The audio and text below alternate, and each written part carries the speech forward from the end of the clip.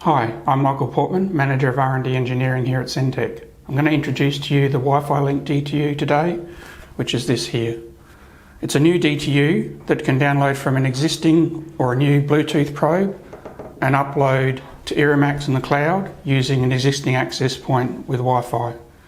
You'll notice that there's a QR code on the label here, so if you scan that, that can take you to our website and provide you all this information. On the top is the serial number that you can use to identify the Wi-Fi link. First of all, we'll be setting up the Bluetooth probe. So we'll do this on an iPhone, running the Sentek Connect app. So we can see here we already have the probe.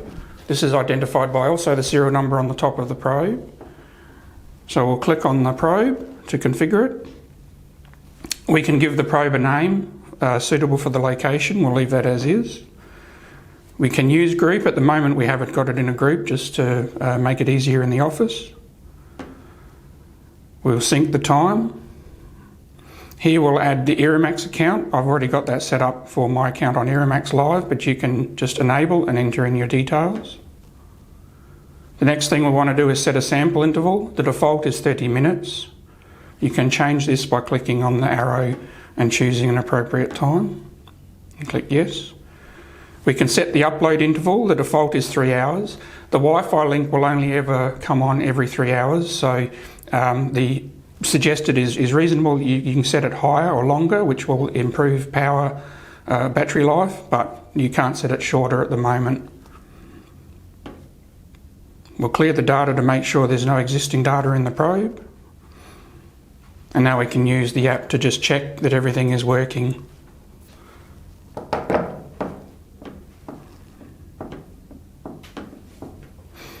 On the last screen, this will go through the setup process, making sure everything's configured in the probe.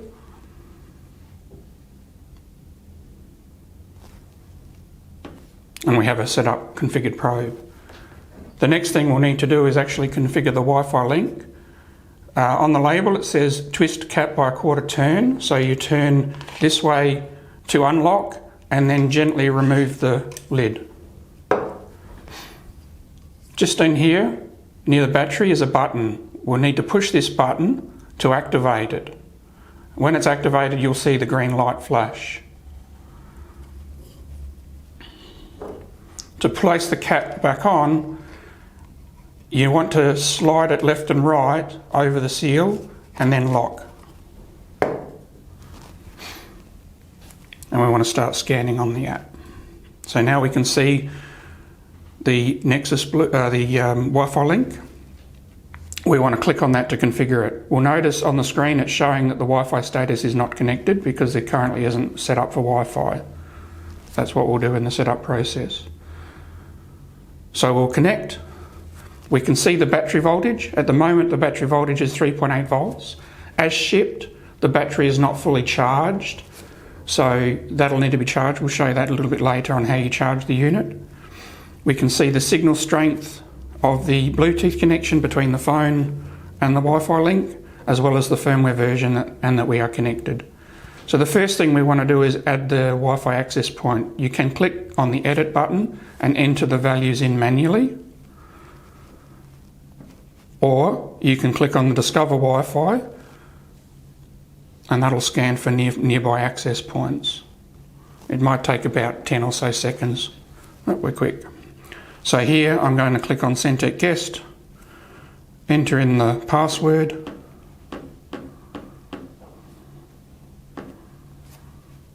you can click on the little I to show the password and confirm. So now we've configured the Wi-Fi, we'll slide across, and then the next thing we need to do is pair the probe.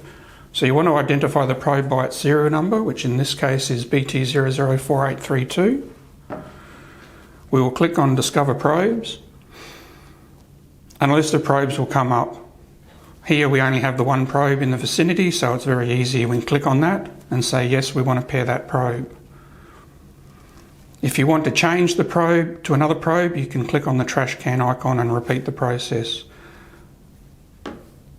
And the last stage here, we can give it a name and I would suggest giving it a name similar of the paired probe.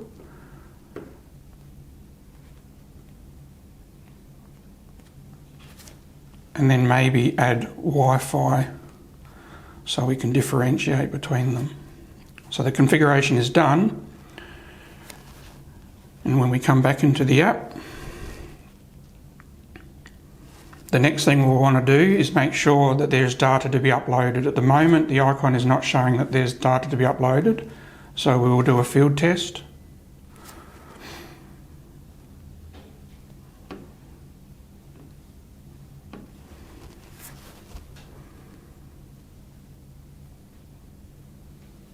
This will create some measurements, download the data on the phone and upload to Iramax, but it'll also set the indicator to say that the probe wants to be downloaded by the Wi-Fi.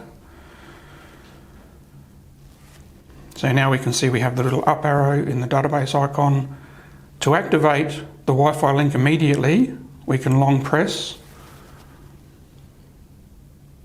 and we'll see the cloud icon appear. We can see that it is currently not connected because it's searching for the Wi-Fi.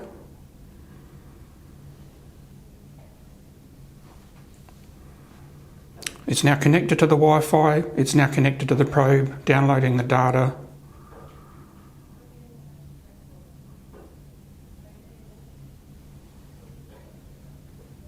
And it's uploaded and complete.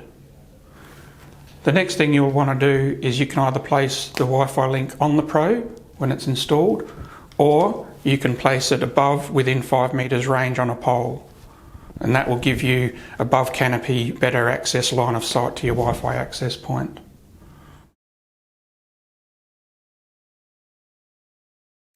So as mentioned with the Wi-Fi link, when you receive it, the battery is not fully charged due to shipping requirements. So we're going to have to recharge the battery, and also at the end of the season when the battery is flat, you'll also need to recharge it. So we'll open the lid. Now there's two ways that you can charge. There's a USB-C port on the device. So plugging into a standard 5-volt USB-C charger and plugging in, we'll see the red light comes on, and that indicates that the device is charging the battery.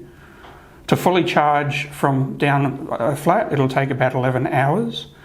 Most of the charge will be done in about 4 hours, depending.